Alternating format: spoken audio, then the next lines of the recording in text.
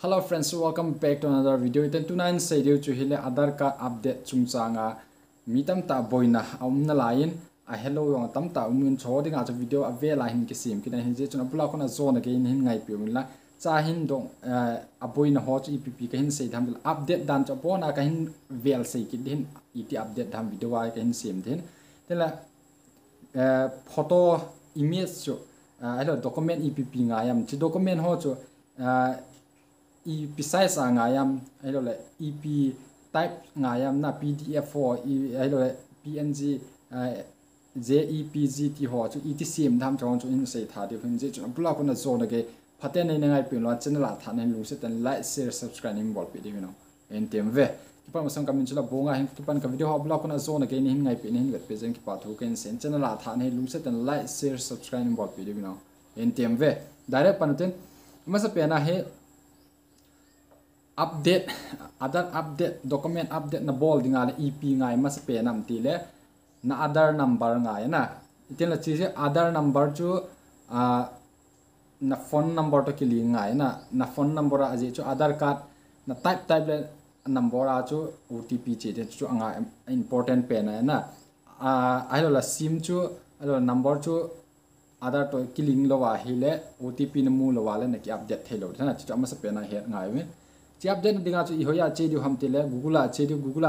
Adhar card ti tin lang ga search le chun my Adhar rong min tin pesung kyong te my Adhar hello update your Adhar ki ti ta noi le ho cha screen na ki pe bangai min te like ku na click den na click cha ten la cha hi pi hum interface dam te la Adhar portal hum kyong den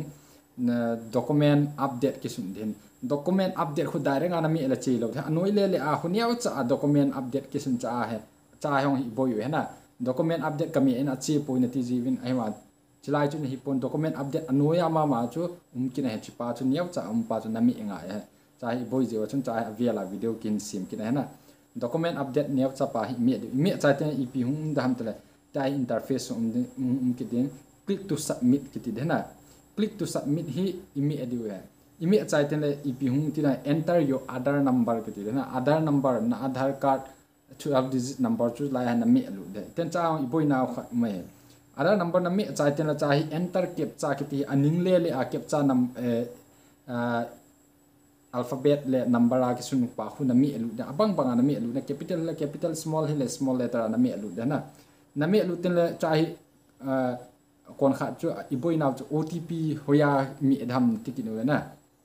otp mi na chu cha hung kyong lo lai ta changa hung kyong da na hi wa si enter captcha na me cha ten cha hi sen na me da sen na me chai la anoi le a hi box khat hung ki hong na chi box nga chu bo chu ep na bol tham te le otp na phone number a hung pa otp chu la ha na ji lu cha ten la bo chun anoya login hin na me da login with otp hin na me da chu hin ten chi na me cha ten next page hung ki hong then cha hi ep hung ti dan document update hung ki ti da na document update hong ki den chai me hum den chiu ten la chu me chai ten la lai chu next me de ha next me chai ten la ep hong tin how it work di de na next page sa chu cha hong next me ki de wa noi la chu ve la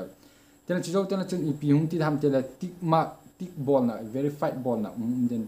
next na me chai la cha he nanga interface na lim na to na address ho chu interface hong den chu adi nai na ti a le click na ball in verified na ball tin then next na mi pa yeng na mi chai ten la cha hi head du chu photo size hung ki ta na photo size hi na head cha ki pi banga he 2 MB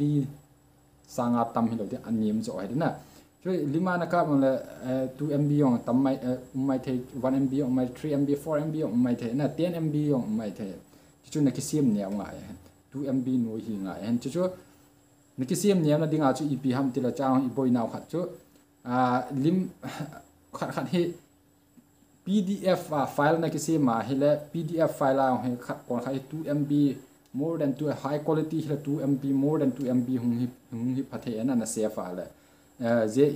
jpeg o tabang chu hin a from pen ga kitila ga sim by pen chu png file na png file sim na ding elo la pdf file sim jpeg sim na dinga chu hoyan chi nga yam tile apps kan sei hen mana man no hen pixel kiti apps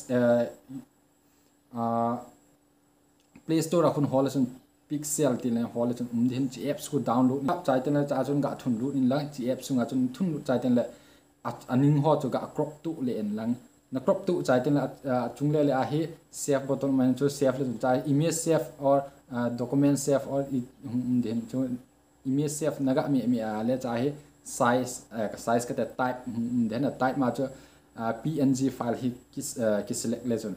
ga save le chun cha i ta bang high quality photo ang cha mb hlom cha na save pi de na